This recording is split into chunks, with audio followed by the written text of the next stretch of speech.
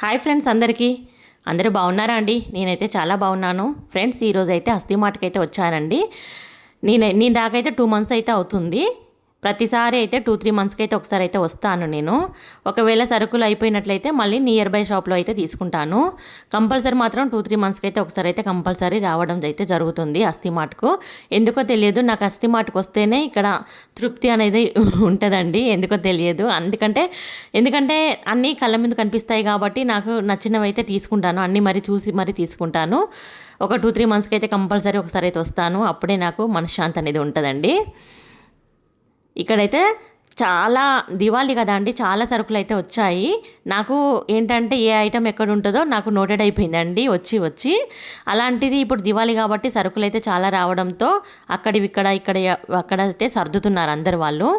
Offers కూడా చాలానే ఉన్నాయండి. ఇక్కడైతే నేను క్లాతింగ్ దగ్గరికి వచ్చాను. క్లాతింగ్ దగ్గరికి ఎందుకు వచ్చానంటే ఒక చిన్న టవల్స్ అయితే కౌంటర్ టాప్ తుడవడానికి అయితే నాకు ఒక 2-3 టవల్స్ కావాల్సి ఉండే. అవి అయితే చూశాను, కానీ నాకు అంతేం నచ్చలేదు. అయినా పర్లేదని ఒక 2 అయితే తీసుకున్నాను నేను ఇక్కడ. ఈ మధ్య అయితే శ్రీ శ్రీ రవిశంకర్ మహారాజ్ అయితే మోస్ట్లీ అందరికీ మీకు తెలిసే ఉంటుంది నాకు తెలిసి. అక్కడ నుండి అయితే ఇక్కడ ఐటమ్స్ కూడా వస్తున్నాయి. బాస్మతి రైస్ కానీ, గీ కానీ అండ్ సోప్స్ ప్రతి ఒక్కటైతే శ్రీ శ్రీ సంస్థ నుండి అయితే ఇక్కడికి వస్తున్నాయి. నేను కూడా ఫస్ట్ టైం అయితే ట్రై చేస్తున్నాను. ఈసారి అయితే నేను సోప్స్ అండ్ బాస్మతి రైస్, గీ కూడా తీసుకున్నాను.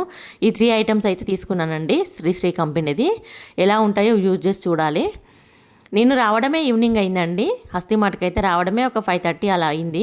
నేను సరుకులన్నీ తీసుకొని ఇంటికి వెళ్ళేసరికి 7:30 అయిందండి. చాలా లేట్ అయిపోయింది. మళ్ళీ వెళ్ళి డిన్నర్ ప్రిపేర్ చేయాలంటే కొంచెం లేట్ అవుతుందని చెప్పి అయితే నేనైతే వెళ్ళగానే స్నాక్స్ లాగా కొంచెం పోహా అయితే చేశానండి. ఇక్కడ రాగానే పోహా అయితే అర్లీగా అవుతుంది కదా అని చెప్పి నేనైతే కొంచెం పోహా ప్రిపేర్ చేశాను. దీని తర్వాత లైట్గా డిన్నర్ అయితే ఒక చపాతీ అయినా చేసుకొని తినొచ్చు అని చెప్పి నేనైతే ఒక పోహా అయితే చేశాను. పోహా చేసుకొని మేమైతే మా హస్బెండ్ అండ్ నేనైతే తింటున్నాము. మా అమ్మాయి అయితే పోహా మంచిగా టేస్టీగా కుదిరితేనే తింటుందండి, లేదంటే అస్సలు తినదు.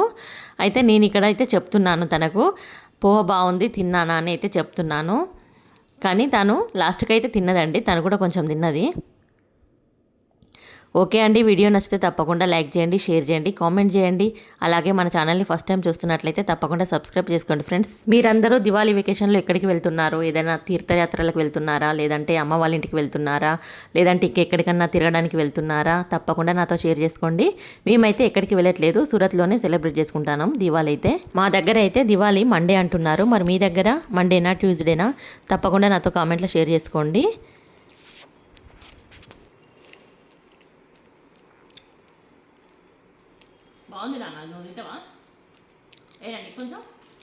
చెప్పాను కదా అండి, మా అమ్మాయి అయితే పోహా టేస్టీగా ఉంటేనే తింటుంది, లేకపోతే తినదు. అందుకే చెప్తున్నాను బాగుందని.